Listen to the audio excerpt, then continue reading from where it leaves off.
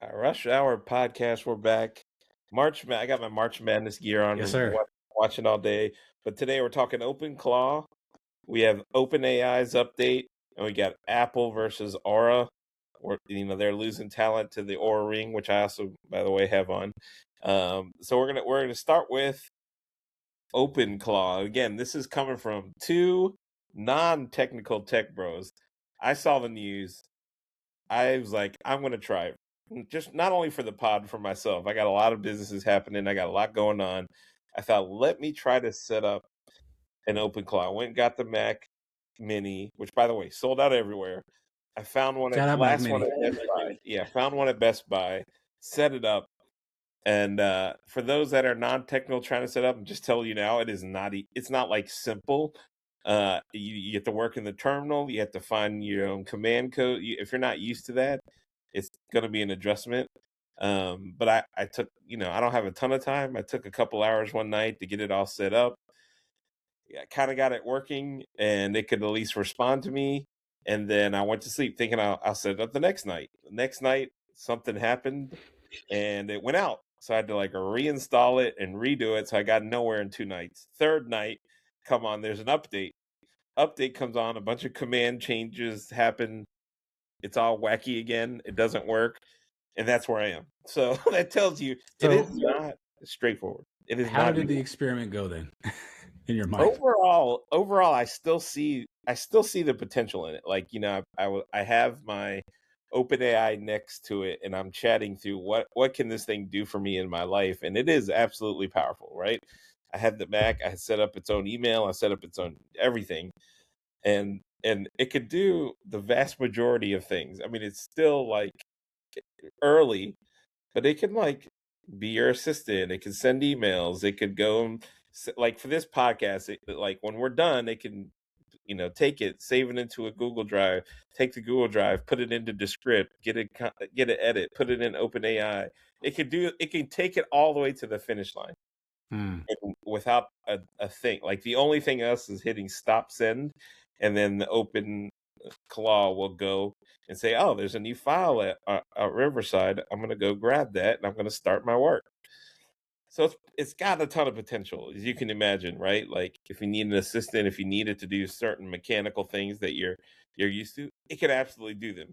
Setting them up is a whole nother thing, right? Because you need to have a plan, you need to know the command lines, and you got to give your computer the right access points, and you got to sort of like set up the infrastructure for it to go do that. So that's not easy.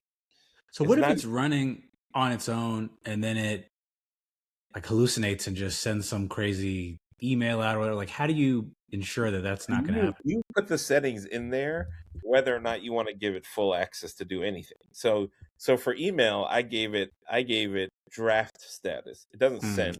It'll save everything in the drafts, and then I have to manually go review and send. And then for YouTube, same deal. It'll go and it'll put everything in draft. It'll take it to the finish line, and then it's up to you to go and review and approve. So there are guardrails. Now, whether or not it listens to them and decides not to do it is a whole nother thing, which is why I set up a Mac. I didn't want to put it on my personal computer with access to everything. So I set it up on its own, just in case it goes, Terminator on me. I figured at least I can just unplug it and throw it out the window. I don't think it will. It would need command lines, and I wouldn't know them, so it would be fine. But yeah, it's kind of interesting, right? I heard Jensen, NVIDIA talking about it's the largest open source platform ever in humanity. In 3 weeks, it went from nothing to the largest ever, which is incredible. That's insane. Wow. People that are using it, and him saying everyone needs an open call strategy. And now he has all of, his executive staff with an open call strategy, and they're coming out with their own version of it. So it's really interesting. I think I see a world where they get rid of the command lines and they make it very simple and intuitive. Yeah. Where you look everything up, where the most use cases are like, I'm obviously getting in here way early days, but for the non-technical people like us, there's going to be a world where you buy the machine that's all set up, and you just here's the email, log into my email, log into my YouTube, log into all of my Google Drives. Here are all the things I want you to do, and then you can get prompt off of it. Like, Yeah. that's the future. And I feel like with Anthropic, you can like with Claude, you can kind of do that now with all the connectors. It doesn't run in like an automated way through Yeah, Cowork or through chat, but that's the next phase, and I it can't is. wait. I can't wait too, man, because It's a little scary, but also very cool. yeah, I mean, my productivity has been insane since using these tools. So I can't imagine when it's able to just run autonomously while I'm sleeping, all the other Yeah. things I can accomplish. It's a little nerve wracking too, because we know the hallucinations and we know the things that it can do, like wildly. But everyone also knows that. So I feel like there's going to be a world in where you understand and are empathetic towards the hallucinations. Like I'm gonna get something from you one day that's gonna make no sense. I'm gonna be like, that's probably his open claw tripping out. All right, like I'm guessing Yeah, but I don't know. It it's gonna seems be a like good excuse. yeah, it'll be another excuse. Like, hey, my open claw, my agent went nuts on me. I apologize. Remove all those meetings and delete all those emails and yeah, those are not my selfies. Those are or whatever. Like, Yeah, sorry about that's the blackmail email I sent you last night. We're good. yeah. Yeah. Oh my God, that's super funny. I could always think of like all there's so many nefarious, crazy things that are going to happen, but I think ultimately, um, the productivity gains and the freedom that allows people to have will supersede that. Yeah, yeah. If this thing does what I think it's gonna do, um, we're gonna get extremely efficient. Every person is gonna get way more efficient and have a better memory.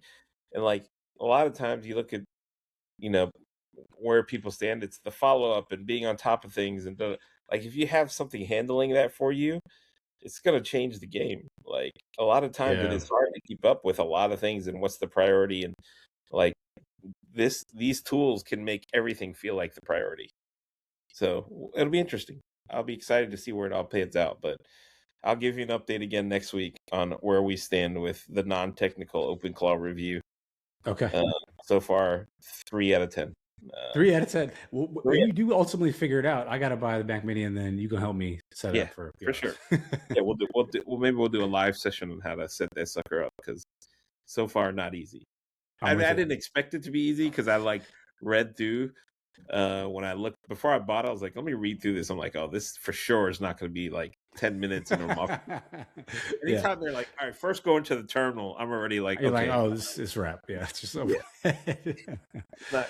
Anytime /command is in there, I'm in trouble. Yeah, So you just immediately start sweating like a Key and yeah. Peele sketch. Yeah, but for me, it's like, hey, I'm willing to learn. I'm willing to jump in here and figure it out. So it's kind of Yeah. fun. And on that note, also in the setup, while I was setting up, OpenAI removed the OpenClaw access, so you can no longer use OpenAI's API for it. You have to pay for something separate. So I thought that was interesting. So Mm. you know these tools are catching up. They're gonna start charging you for every time you use it with whatever points or numbers or whatever they call them. Which yeah, we'll see. And that takes us to Open AI, right? What's the Yeah, latest with I them? think that's a good transition. So, it's been really interesting if you think about kind of November of 2022, that seminal time when ChatGPT came out till now. You had OpenAI as kind of like the far and away winner. It was driving all the innovation. You had some fits and starts from like a DeepSeek or some other open source models. Like, oh, are they actually going to come in and outperform? You had, Google's models are starting to perform better. Is that going to overtake them? But pretty much OpenAI was the leader and was kind of sucking up all the air in the space. Over the last 3 months, that narrative has changed a lot. Yeah. Particularly as it relates to Anthropic and all the strides that they've made. One on the front of like, hey, we're going to be a safety first company. We're not just going to kowtow to, or bow down to, the administration on our morals and ethics. And we also got this amazingly non-sycophantic chat platform that performs better at a lot of different tasks like deep research and writing and certain Yeah. coding, etc. And so as that narrative shift has happened, I think OpenAI has had to take a step back and say, "Oh, where should we really be focusing now?" We had Sora, we had all these consumer plays, ads and the App Store, etc., which I think are all still important. But Wall Street Journal recently had an article that said that the strategic shift now is to coding and business users for OpenAI, which sounds very similar to Anthropic and kind of what they've been known for. And so they're actively evaluating which products to and in different areas to deprioritize as they're getting more pressure from other players in the space. And they're going to be leaning into where they think they can drive the most monetization along the lines of APIs and coding tools and business integration. So I think it's just interesting to see them publicly announce a pivot of sorts, or at least to the use cases that make the most sense for everyday people to actually get value out of these tools. So I was curious. I don't know if you had read or heard about this piece before, but maybe a response on that. Yeah, it seems like these guys are kind of whack-a-mole with features and business strategies and what's next and products and features. It's just whoever's having success, you copycat it as quickly as you can. It's a little scary. Honestly, it's like these companies, these AI companies are figuring out as they go, and just whatever seems to have traction, they're just shifting and fast following. And I don't know where that takes us, truthfully. It doesn't feel like that's where we're going to ultimately land with the best product. Just seems like we're just going to move and shift with the wind, which, I feel like somebody needs to step back and have a real strategy. And maybe that's Anthropic. Maybe they did that, and now OpenAI is saying, hey, that's the move. But it seems like someone needs to step back and say, hey, this is what we're doing. This is our focus, and we're going to put on our blinders and do that. I think that's what's needed, right? If it's like, hey, I'm going to work on the actual models, or if it's I'm going to work on the coding, or if it's I'm going to work on Yeah. the video or the I don't know what it is. It seems like there needs to be some sort of focus. Right now, it feels like very scatterbrained. They're doing everything. Yeah. It's really interesting because, I talk about this and, with what I do with some of the startups I work with on the fractional marketing side. The key tenets of having a strong value proposition and who you're selling into and going after a niche audience and really killing those use cases and then moving to adjacent areas. Like regardless of all the tools and, AI efficiencies that are driven, ability to do a lot more, like there's still those core concepts that are really important. And so it makes total sense that they need to take a step back and say, okay, we can't be everything to everyone. Maybe we're going to just go after, exactly what we know is going to add the most value of the kind of enterprise stack or the ability to kind of monetize, because they've raised so much money. They're going to have to figure out how to capture and demonstrate that value. But it's kind of like tried and true marketing principles and, developing a business over time that still, resonate, like regardless of the period we're in. So I found myself thinking a lot more about that as these companies are kind of jockeying for position. Yeah. Yeah, it's going to be really interesting next year in terms of how this plays out, right? And then we don't even talk about China and DeepSeek and others that we're just looking at Anthropic and OpenAI going at it every day in the news. It seems like there's going to be more players in this space really quickly, right? I think so. I mean, if you would look back to, and you have a better sense of this than me, kind of early stages of the internet and companies that first emerged, you would have thought that Yahoo was going to be continue killing it, that maybe Ask Jeeves would still be around, like Netscape, some of these other platforms. They do not exist. They did not win. So we're still are early. I mean, a lot of these companies have a significant distribution advantage and brand advantage in terms of like being the verb that people use. But it's still very early days. We're still within the first few years. So that can change. Yeah. I mean, anytime there's a new sort of industry, everyone comes to the table and tries to fight and battle it out. I think Warren Buffett talked about how the automotive industry, there was thousands of automotive companies, and then ultimately it landed on like 5.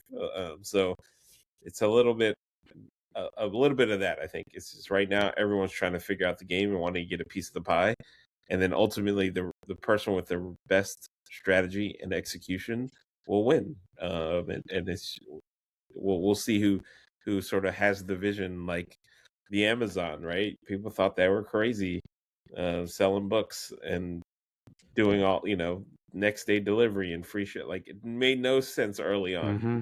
I don't know how this company's going to make money, but I'll do it. And next thing you know, here they are owning everything. So Yeah, I think we're just sort of in the early stages of that part of this for AI, and it's kind of fun to witness it. totally. Maybe that's a transition to company that's kind of like been in the early stages of technological transformation and has always been a major player, but has had some challenges on the kind of like marketing and talent side. So, Apple uh, has a problem right now that's not just about Siri. It's actually starting to cost them their top talent. So they have lost a fair amount of talent to some of the research labs, but more recently, they're starting to lose them to hardware companies. So Brian Lynch, I think, is one of the key innovators at Apple, is leaving to join Aura, which is kind of part of a growing leadership turnover there. And what it signals is some challenges that are happening right now in their smart home division in particular, which has had some trouble gaining traction. And they've been working on AI powered home devices for a while, but a fully functional native Siri that kind of just works in the way that it's supposed to. They haven't really been able to crack that yet. And Yeah. as we've talked about in the past, they've had to partner with Google's Gemini models to help upgrade Siri. And there's just a lot of pressure on the company now to innovate, still put out great products, but have the hardware and the software work together in a way that right now doesn't have them positioned to be a leader, and they're bleeding talent, right? Like everybody wants to be, especially people who are kind of like seminal folks in the space. They want to be at the bleeding edge of all the technologies, and it's crazy to say that, but Apple isn't necessarily perceived as that same company anymore. Yeah, I think a lot of it is also the fit and finish in the brand itself doesn't lend to moving fast. It's like their Yeah, yeah, products are so well designed and executed and user tested, and they are built into the ecosystem so nicely. It's hard for them to rush a product and get it out as all these tools and things are developing, like AI. You don't ever see Apple jumping in and just yeah, iterating, trying to shift around like that. They usually wait and they come out with something that's very thoughtful and very well executed. And they just haven't had the ability to do that in this era for whatever reason. And I think that's really interesting. Like, yeah, the iPhone and iPad, such incredible products, but it's hard to come up with the next one. We've talked about it. They have an incredible moat, but it definitely feels like that moat's getting filled up real quick. So we're yeah. just, yeah, I mean, they've never really been the first mover, but they've been the second mover with like the most beautiful yeah. product that has worked well within the ecosystem of their other products. And I think the question is relative to relative to where the industry is moving, is can you do that? Does that approach Yeah, still work? right. And how much of the legacy talent and wisdom and folks who kind of helped to build the bones of these companies do you need still there in order to make that happen, right? Like They they wasted a lot of money and time on different like, remember the iCar was a thing, and yeah, Tesla stole their lunch. Like I think they worked on it, and I can imagine them being in that design room a long time with a car, and it just yeah, never came out. And they just Tesla came out and took over, and they just scrapped everything. yeah, Um, and we'll see. Maybe there's another product coming out from OpenAI that's going to do that. Vision Pro didn't. I mean, that was a tough sell. And then the Meta sunglasses kind of took off. So we'll see. I'm obviously not going to count out Apple and their design, but um, I could see, whenever this thing does pan out, and then Apple coming out with something that really works in their ecosystem, and us still all wanting that is yeah. very possible. Like, let's not lie. Like, if they come out with whatever glasses or tools or whatever thing that integrates with AI, everybody's probably going to want it. Like, that's Sure, still and it's gonna be connected to all their existing devices, and it kind of makes the most sense. Like, and I feel like sometimes, like not as much you, but I come off as an Apple hater sometimes. But I'm a fanboy. I have all the products. Look at my AirPods in now, right? Like I want to see them. I want to see them win, and I know that they take a different strategic approach. But I'm just kind of wondering, how long can you Set the timeline for this be whole thing. perceived as a company that is kind of pushing the boundaries of innovation and creating, the best products when you're not like you haven't done that for a while, and obviously you have the benefit of people from my generation and yours having really seen this transformation of the company Yep. into these new products in a way that changed the world. But like younger folks haven't necessarily seen that as much. Yeah. And so if another player comes in and has the distribution on the kind of research lab, LLM side or great partnerships, and they, get a hardware competency, I think that could be a challenge. My gut, they're going to come out with the thing that I just talked about, which is a very usable open claw platform, like hardware. Mm, I think they're going to come out with, and I don't know if it's a Mac or style, but like a all-in-one device, super easy to set up. It uses iCloud, it uses your iPhone, it uses all the things.